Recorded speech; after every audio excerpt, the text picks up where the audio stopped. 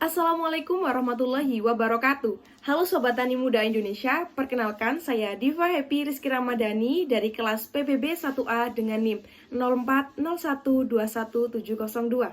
Di sini saya akan mempresentasikan tentang proposal karya perencanaan dengan tema pengembangan konsep agrowisata di Desa Ngawonggo, Kecamatan Tejinan, Kabupaten Malang. Pada proposal karya perencanaan ini, saya mengusung tema kawasan agrowisata di Desa Ngawonggo yang berjudul Pengembangan Avocado Agro dan Edupark Desa Ngawonggo. Pada bab yang pertama, pendahuluan, terdapat latar belakang. Pada latar belakang ini terdapat 3 sumber utama. Yang pertama adalah situs Patirtan. Pada situs Patirtan, terdapat sejarah tertulis dengan bahasa aksara Jawa yang dapat menambah wawasan sejarah kepada wisatawan yang berkunjung. Pada zaman Kerajaan Medang dulu, petirtaan atau pemandian memiliki manfaat ganda. Selain untuk kebutuhan air bersih penduduk, pemandian juga menjadi lokasi religius. Oleh karena itu, pada situs itu ditemukan pahatan 9 arca dan aksara Jawa. Yang kedua adalah perkebunan alpukat jenis Markus. Di sekitar situs Patirtan terdapat perkebunan alpukat jenis Markus yang dimiliki masyarakat setempat. Yang ketiga adalah industri oleh-oleh. Tersedia berbagai macam olahan alpukat yang cocok digunakan untuk buah tangan khas Avocado Agro dan Edupark yang dikembangkan oleh kelompok wanita tani Desa Ngawonggo. Selanjutnya, pada latar belakang juga ditemukan masalah kurangnya perhatian pemerintah dalam mengelola cagar budaya dan mengembangkan desa wisata. Permasalahan ini dapat diatasi salah satunya dengan cara membuat perencanaan potensi untuk pengembangan pariwisata berkelanjutan yang disintesiskan dengan konsep agrowisata. Dengan diterapkannya konsep ini, diharapkan konservasi keanekaragaman hayati dan sosial budaya dapat tetap terjaga dan aktivitas terdukung dan juga ramah lingkungan. Potensi tersebut jika dimanfaatkan sebagai wisata yang atraktif, bahkan dikembangkan dan dikelola secara profesional, maka besar kemungkinan Desa Ngawonggo untuk dikembangkan menjadi desa wisata. Diharapkan dengan peranan desa wisata berbasis masyarakat, Desa Ngawonggo terbentuk karena adanya keterkaitan antara ekonomi penduduk lokal, konservasi sumber daya alam, serta kelestarian budaya mampu berjalan secara sustainability.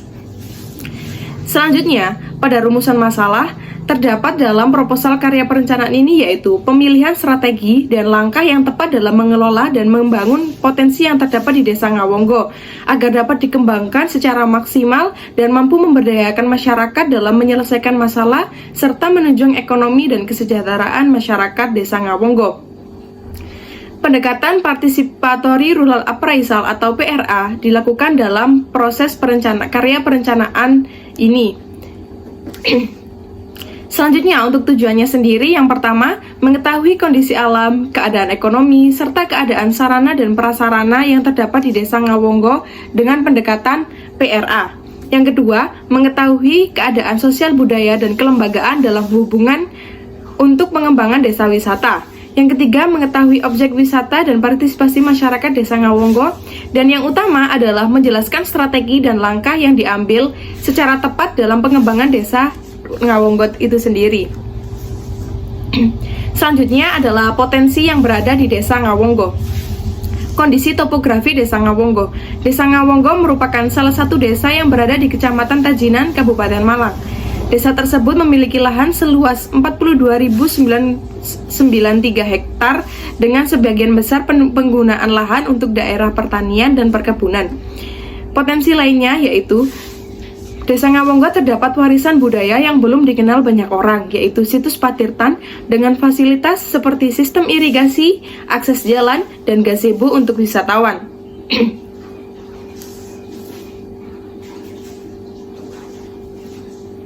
Di Desa Ngawonggo sendiri terdapat 3 potensi. Yang pertama ada situs Patirtan, yang kedua ada kebun budidaya alpukat, yang ketiga adalah kondisi wilayah pendukung di sekitar Desa Ngawonggo, seperti Desa Pandanmulyo, Desa Jambe Arjo yang memiliki karakteristik dan potensi yang berbeda. Selanjutnya adalah identifikasi aktivitas sosial budaya. Desa Ngawonggo merupakan desa yang mayoritas masyarakatnya beragama Islam.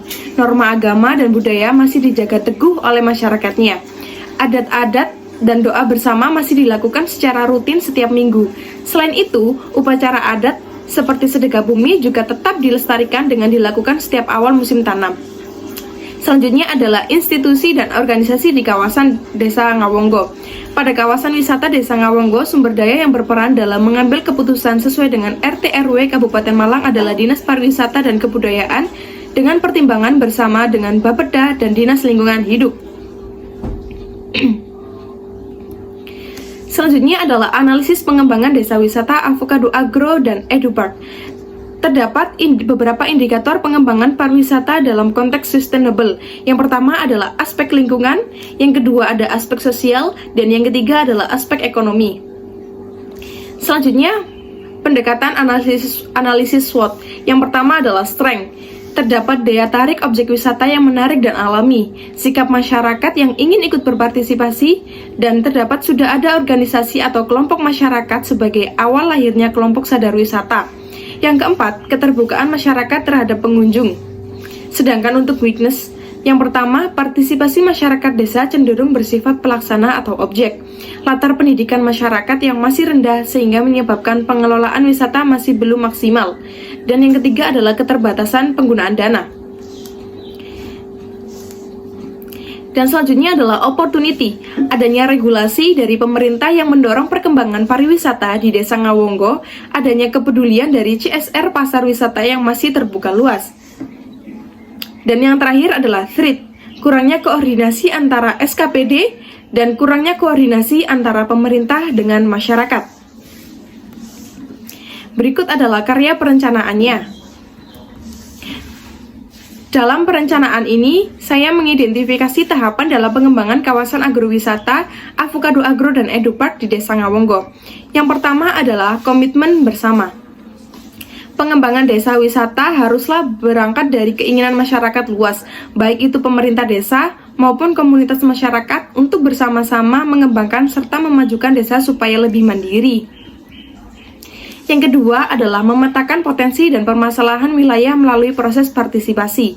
Proses memetakan potensi wilayah dilakukan melalui rembuk warga atau musyawarah seluruh komponen desa dan berbagai kalangan, baik itu perangkat desa, kelompok perempuan, kelompok pemuda, maupun yang terdapat yang menjadi kelompok-kelompok lainnya di desa.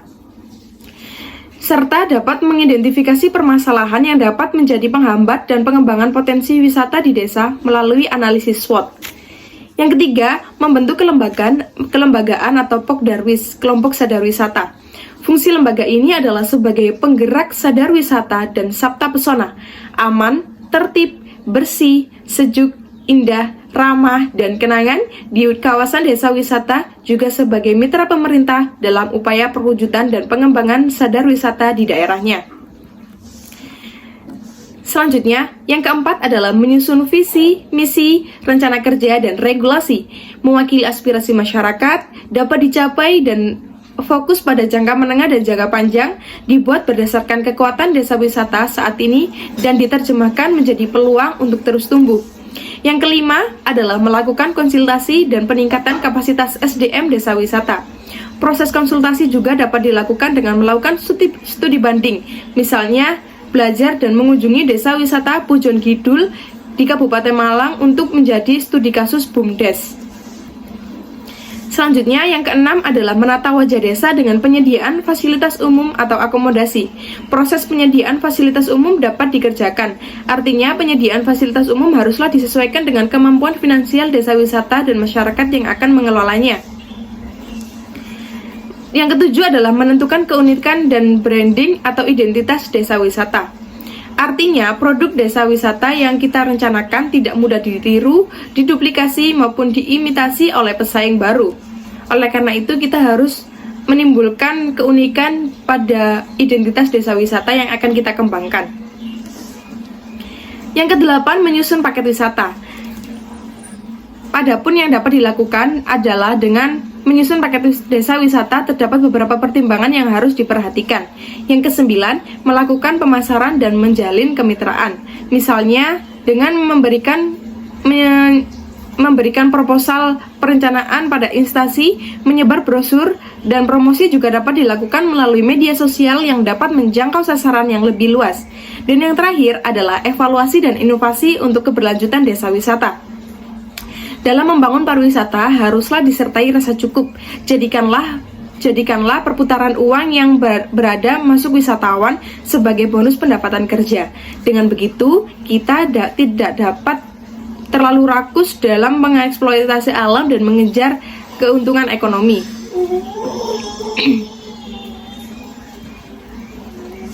Selanjutnya adalah rencana anggaran dana. Pada rencana anggaran dana terdapat tabel estimasi laba semester pertama tahun pertama dalam satuan bulan. Terdapat beberapa indikator. Yang pertama ada tiket masuk, dana PHBD yang dipakai pembangunan minus di publikasi. Terdapat swadaya masyarakat dengan total pendapatan seluruhnya adalah 32.643.000. Serta terdapat pembangunan fasilitas listrik dan air dengan masih laba operasionalnya masih 0. Selanjutnya, pada tabel kedua terdapat estimasi laba semester pertama tahun kedua dalam satuan bulan. Terdapat indikator yang diantaranya yaitu tiket masuk biasa, tiket masuk anak, dan tiket masuk camping yang sudah disendiri-sendirikan, sudah dikategorikan. Terdapat dana PHBD, swadaya masyarakat, dan pengeluaran seperti pembangunan fasilitas, listrik dan air, perawatan, gaji tiketing, pengawas, sehingga dapat mencapai laba operasional sebesar Rp1.200.000. Nah, untuk penutupnya, di Desa Ngawonggo, Kecamatan Tajinan, Kabupaten Malang, terdapat potensi yang optimal untuk dikembangkan, yaitu cagar budaya situs Patirtan dan kebun alpukat yang terdapat di lingkungan sekitar situs. Berdasarkan potensi tersebut, maka Desa Ngawonggo menjadi karya perencanaan pengembangan pedesaan yang mengusung konsep agrowisata dan edukasi. Perencanaan pengelolaan wisata dan budidaya pertanian tersebut akan dikenal banyak masyarakat luas dengan nama Avocado Agro dan EduPark. Avocado Agro dan EduPark akan memberikan manfaat kepada masyarakat desa agar dapat meningkatkan kesejahteraan dan taraf hidupnya melalui pemberdayaan masyarakat yang telah dilakukan. Oleh karena itu, untuk mencapai keberhasilan pembangunan desa, peran masyarakat bersama pemerintah sangat penting dalam proses pengelolaannya. Diharapkan melalui kegiatan tersebut mampu menyelesaikan masalah dan hambatan yang terdapat di Desa Ngawonggo sehingga dapat menjadi sumber kekuatan dari masalah yang ada. Sekian dari saya, apabila ada kesalahan mohon dimaafkan. Wassalamualaikum warahmatullahi wabarakatuh.